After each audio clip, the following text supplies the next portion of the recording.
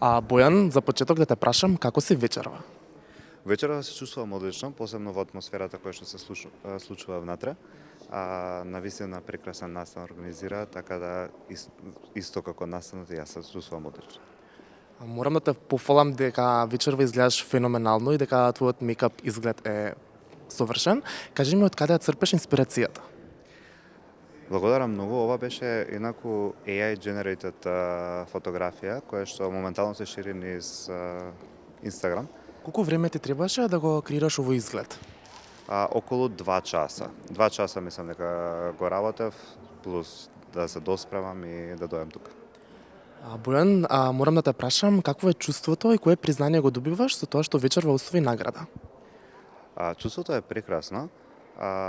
Би сакал наредниот пат кога ќе се случува оваа награда да има и номинации, од типот да бидеме повеќе луѓе кои што ќе го работиме ова, за да биде навистина како надпревар, затоа што ова признание би значило многу повеќе доколку има одредена конкуренција со која што би се надпреварувал.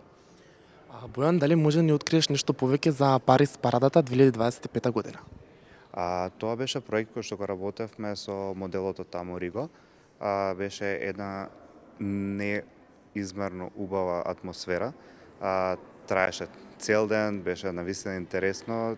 Моделот беше навистина гледан од сите посетители на самата парада и би препорачал на било кој да биде таму, затоа што Париз за време на парада на гордоста е едно прекрасно место.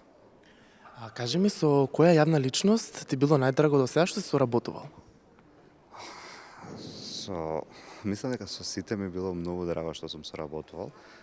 Можам да издвојам во минатата година.